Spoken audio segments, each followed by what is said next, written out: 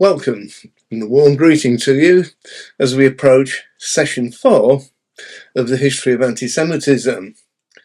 In the last 3 episodes or programs, we've tried to give a very reduced history of this hatred without cause, this dreadful spirit that has dominated history from its earliest days, that has marginalised, separated, persecuted and murdered Jewish people since the dawn of time. So let's just quickly recap. From our last session, we saw the first real exterminatory utterances towards the Jewish people in the Common Era, shall we say, because remember that Haman wanted to kill all the Jews, as we saw in the book of Esther in our first program. But Martin Luther, as we saw, was the first person to say, we are at fault for not slaying them. So let's remember as well that anti-Semitism progresses in the following manner. You have no right to live amongst us and be different. You have no right to live amongst us. You have no right to live. So anti-Semitism basically has 3 forms. Vulgar anti-Semitism, both religious and secular, and we've seen that illustrated as we've been going along. Then, as we come into the period that we're looking at today, we're moving on to what I call sophisticated anti-Semitism, which is where the intelligentsia start to make their pronouncements and proclamations. This really starts following Martin Luther as we move into what is generally known as the Enlightenment, or as some Jewish friends of mine call it, the Endarkenment. But this was a period of great intellectual movement and great intellectual progress. Unfortunately, anti-Semitism now began to take on a more respectable face, and it just wasn't viewed at this time as just being a religious thing. It moved on to be intellectually qualified. And I think in the UK and in America as well, we've seen how the intelligentsia has really picked up on anti-Semitic models, very often using the Palestinian situation, or the Palestinian myth as I prefer to call it, as a tool and a weapon against the Jewish people. And let's remember, there was no Israel until 1948, but from that moment onwards, we got not just anti-Semitism - anti-Judaism, but we also got a real anti-Israel as a state movement as well. Israel is the state of the Jewish people, therefore viz. Anti-Semitism, anti-Israelism, anti-Judaism, they're all facets of the same phenomena. Then, of course, once the intellectuals got hold of it during the Enlightenment, and as time moved on, then we moved on to exterminatory anti-Semitism. So what I like to do in the first section, in the next few minutes, the first portion, if you like, of this teaching, is I'd like to split this into 2 parts. I'd like to look at anti-Semitism in loosely speaking, what today is commonly referred to as Russia. But of course, as we explained earlier, modern geography and geography in years gone by are really quite different. So what we're going to look at is we're going to look at anti-Semitism in what today we would call Poland, Russia, Ukraine in particular, and today Moldova will be part of that as well. So we're going to look at Russian anti-Semitism, using that as a catch-all phrase, up until the outbreak of World War II and the Holocaust, where this series will finish, for reasons I'll mention as we close. Secondly, we're going to look at anti-Semitism in Europe, and then as we move on into the States and elsewhere as appropriate. And we'll find in the second half is where we really move on to things that are probably more readily understandable and more common in the days that we live in. So let's pick up where we more or less where we left in the Reformation, Martin Luther. And as we said, Martin Luther felt that all Jews should be killed or displaced. His legacy was that the Elector of Saxony expelled all the Jews shortly following his death. But in the papal world, in 1569, Pope Pius V expelled all the Jews from Rome, surrounding areas, and other papal properties. This was followed shortly later, well, 30 years later or so, in 1593, when Pope Clement VIII took further actions against the Jewish people, expelling them from the papal states, Rome, and various other locations of influence. So we're going to move into Russia now, Ukraine. At the time, we're going to start speaking about what we know as Russia today was pretty much all of Russia as we understand it, the Baltics, what today we call Belarus, Ukraine, Moldova, and all these countries were part of the Polish-Lithuanian Commonwealth. That might be a bit of an unfamiliar identity. The Polish-Lithuanian Commonwealth. There were basically three classes of people that lived in these areas. But firstly, how did they get there? Well, there's always been a Jewish presence in the southern part of Russia and certainly in the Ukraine, and the Radhanite traders can be traced back to 700 years before the Common Era, trading along the shores of the Black Sea. When Kiev, or Kievan Rus, as it was known, became recognised as a country within its own right, round about late 9th century, possibly, round about there was an established Jewish presence. And Jewish presence permeated seacoasts and cities where trade took place.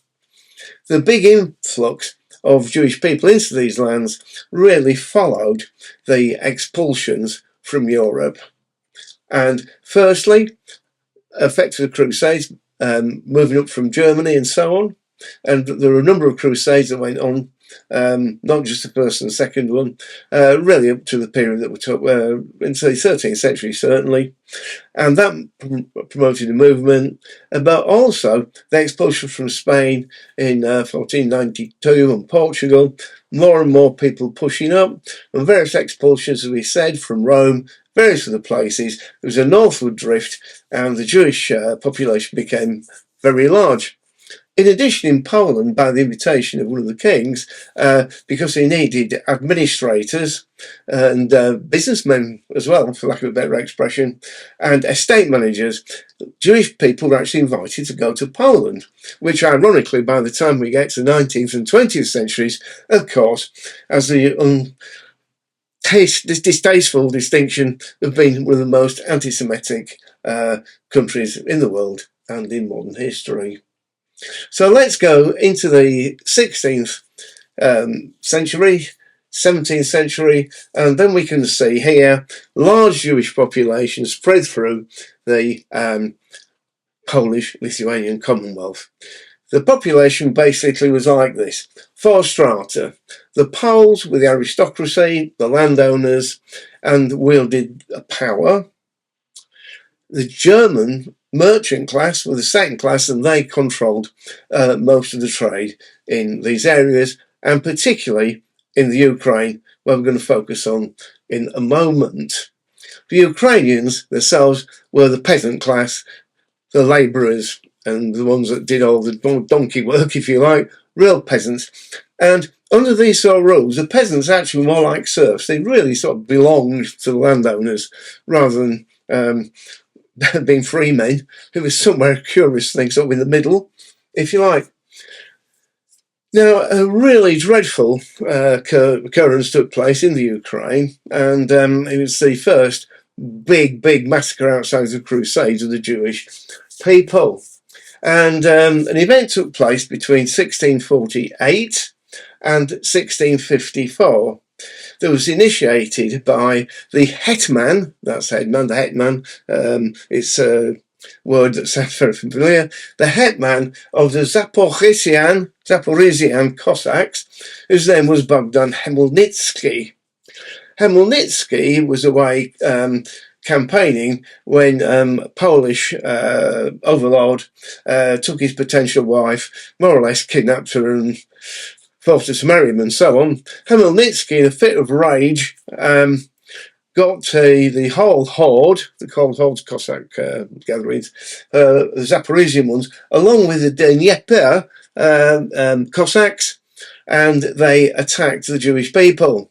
Now, the managers of Jewish estates, so the managers of Polish estates, fish ponds, toll collectors, and most of the administration in the Ukraine at this time were run by Jewish people, and as Jewish people were regarded as being servants of the Poles or in league with them, they set out on a campaign of destruction. And it really was enough to make your hair stand on end. They marauded right through the Ukraine, and if you should read the book A to Z of Aliyah, there is a list in there of all the communities that were destroyed by Khmelnytsky. And it covers 2 pages, plus dozens and dozens, and some aren't even in that list. They're just the ones I was able to collect. However, it should be said that the figure of deaths is a bit debatable. We can say comfortably there's over 50,000 killed, but better figures are probably reaching or exceeding 100,000 people. Now, the Jewish people weren't just simply slaughtered. Many were tortured to death. A favourite method was to put them in lines and run carts with iron wheels over them and crush them to death. Women, needless to say, were always raped. Pregnant women had the children torn from inside them, the bodies. Live animals such as rats and mice were put into slashed stomachs and roughly sutured, and various other forms of torture. The Jewish population was almost destroyed in the Ukraine by Bogdan Khmelnytsky. Today, Bogdan Khmelnytsky is a national hero in the Ukraine. His picture appears on the 5 hryvnia note. There's an equestrian statue of him in St. Sophie's Square in Kiev. There's a big marble bust of him in Odessa, and there's even a town called Khmelnytsky. So this is the first major slaughter of the Jewish people since the Crusades. So following on from this, life of the Jewish people really was very uncomfortable, and right across what we're going to call Russia, because something really quite remarkable happened. The Polish-Lithuanian Empire more or less collapsed during this time, and this is when the Romanovs and the dynasty of the Tsars begins to take place. In 1654, Bogdan Khmelnytsky, much to the surprise of his contemporaries, signed a treaty at Pereslav in 1654 that, to use a German expression, brought about an Anschluss with Russia, and Ukraine from then on became part of Russia. So things went fairly badly for the Jewish people, and in 1854 the Pale of Settlement was enacted that enclosed Jewish people within certain lands that reached down from the Baltics into the Ukraine, but was mentally, if you like, sectioned with various points of access, and Jewish people were contained in this Pale of Settlement.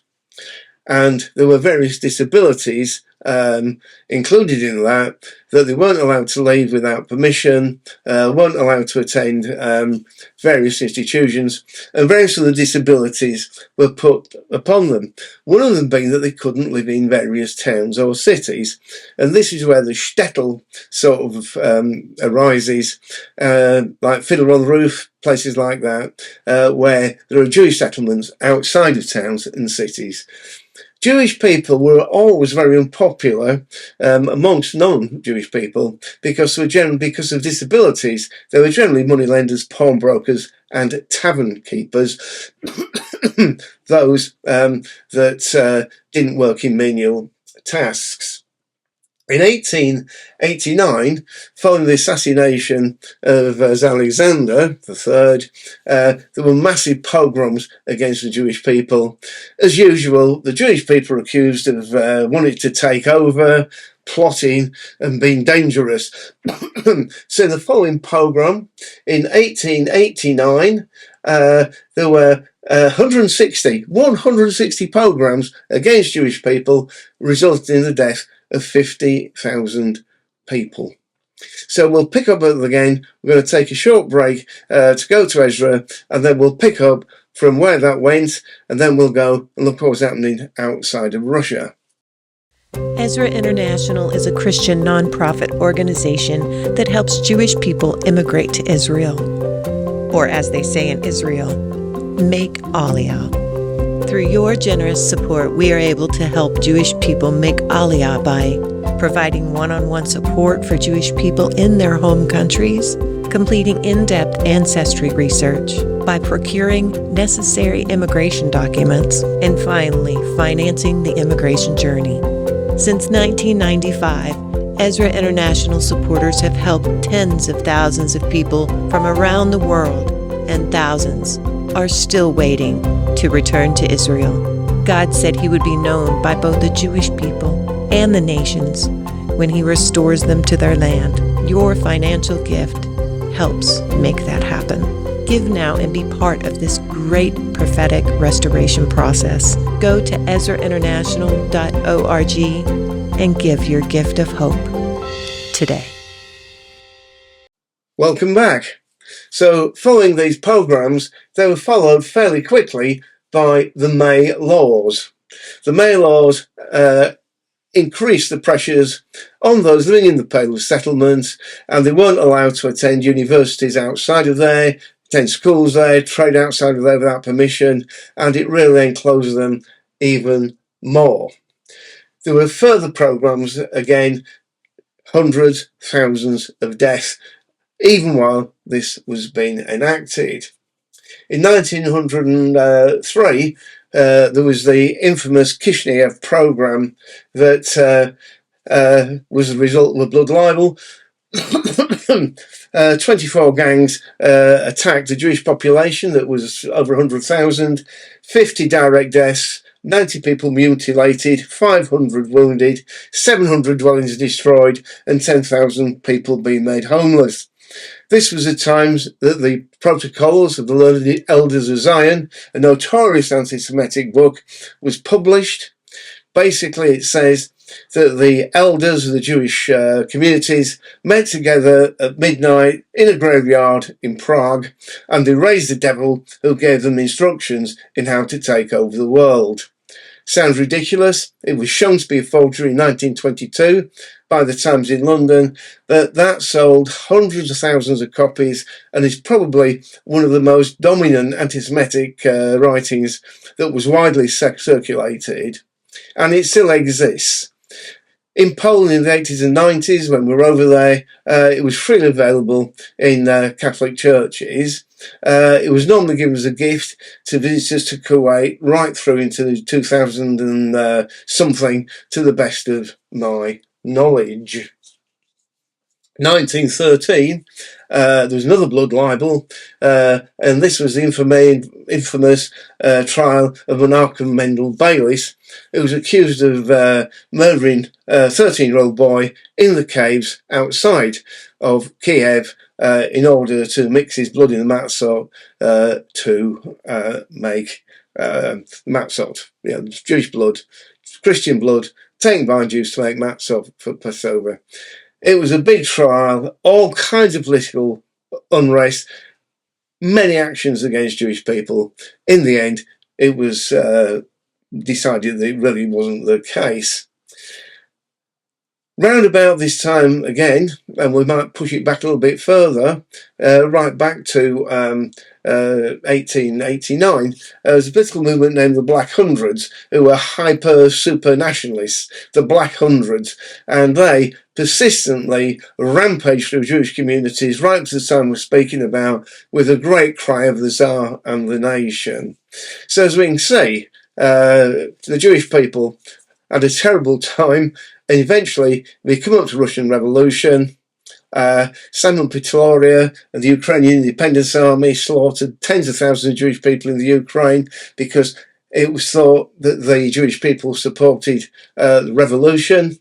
And then, of course, from there, as you know, common knowledge to all of our viewers and listeners, and to people who I'm hoping have joined us for the first time, that eventually, following communism, the Soviet Union became the world's largest prison camp for the Jewish people.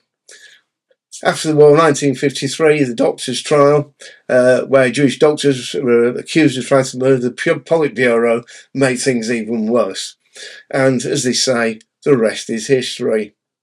So it's important that we recognise and realise this blood-soaked, dreadful history for the Jewish people in what we're calling, as a catch-all phrase, in Russia. So now let's move to the West. What was happening over there? Well, rather interesting really, because anti-Semitism in Europe, in France, was very virulent, and it was remarked to me at one or two scholars' conferences that, in one sense, the Holocaust might have been more likely to have taken place in France because it was a home of much anti-Semitic writing, and particularly following the French Revolution, because following the French Revolution and when Napoleon took over, the Jews were given equal rights. And this was very, very resented. And this eventually led to, years later, the trial of Alfred Dreyfus, which I'm fairly sure you might know about, where a Jewish senior army officer was accused of giving secrets away, and it turned out it wasn't him at all. It was a purely anti-Semitic thing. But this has been pushed by the anti-Semitic newspaper La Libre Parole, and it was the author Emile Zola who actually took a big page out in the main French newspaper with the headline "J'accuse," I accuse, and he defended Dreyfus, and it was proved that Count Esterhazy had sold these secrets on, but not before Dreyfus had been publicly humiliated, disgraced, and sent to Devil's Island. But we'll go back to France in a moment. Now, in America, in 1862, General Ulysses S. Grant felt that a lot of the problems were caused by Jewish people, and they fomented many of the problems. So under General Order Number 11, Ulysses S. Grant in 1862 ordered all Jewish people to be expelled from Texas, Tennessee, and Mississippi. And that lasted for quite a long time. Of course, in America, as we know, we've had several dreadful anti-Semitic outbursts, the Ku Klux Klan being a later one. Henry Ford, with his publication, The Dearborn Independent, which was compulsory reading for the SS. Hitler thought it was absolutely wonderful. Henry Ford, with motor fame, The Dearborn Independent, one of America's leading anti-Semites, leading up to the time of World War II. Now, if we sort of push back a little bit, we're going to find out that the mid-19th century, we move on to what is called scientific anti-Semitism, I guess. And it was in the term anti-Semitism actually was coined by the German historian August Ludwig von Schlosser so about the late end of the 18th century. But a lot of writings started to appear in the 19th century, such as the writings of Count Arthur Gobineau, who did a 4-volume essay on the inequality of races.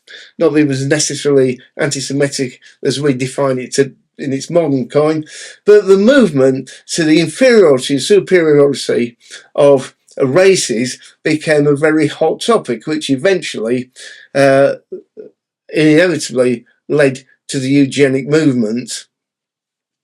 So we find a number of writings, particularly from France. Ernest Renan wrote his Life of Jesus, where he pointed to the dreadful Jewish people and pointing out that they were inferior by and large. But it was Willem Marr who actually founded the League of Anti-Semites, and he saw this again as to improve the human stock. As I say, predecessors of the eugenic movement. During this time, there was a flurry of measuring skulls, distances between eyes, jawlines, statures, and all these things. And all these things were moving to prove that the Jewish race were physically inferior, which was taken up obviously by Hitler later.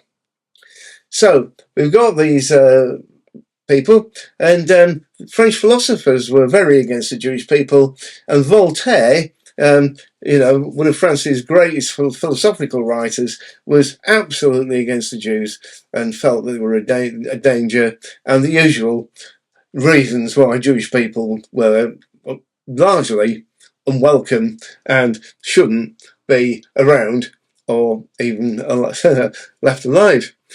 So we move on now to Richard Wagner, one of the greatest anti-Semites of all time, and Hitler was a great fan of Wagner. And Wagner has this distinction of introducing neo-paganism into Germany. Wagner wrote a big treatise, De Judentum, in music, where he said that Jews were non-creative and any music that they'd written would simply been stolen from non-Jewish composers. So Wagner wrote the Ring Cycle, Parsifal, and many other pagan-based operas and pieces of music. And Hitler said when he left the Bayreuth Festival, that was the annual celebration of Wagner's music, he felt as if the ornaments had been taken from the Christmas tree. So the eugenic movement rises, particularly in America, largely due to the writings of Darwin and Galton. And the Eugenic Society started off to see how they could improve the human race. And this took place more in America than anywhere, followed hotly by Germany, to the extent that we get Himmler complaining that the Americans are further advanced in eugenics than Nazi Germany. And all these things start the same way, both in America and in Germany. The first thing is where there's a court case where concerned parents ask the children to be taken into care, and so on.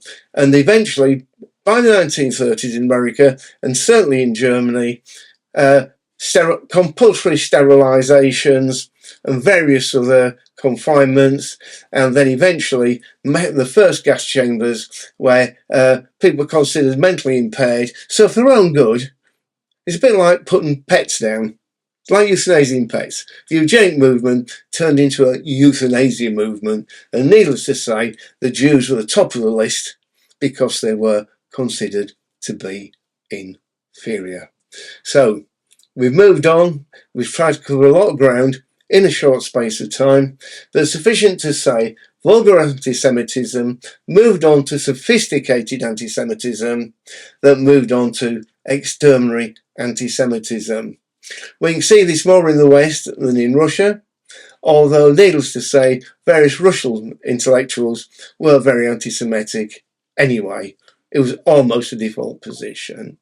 So the vulgar anti-Semitism moves into the universities, if you want, then it moves into the administration, and organised and mechanised death become the norm for the Jewish people.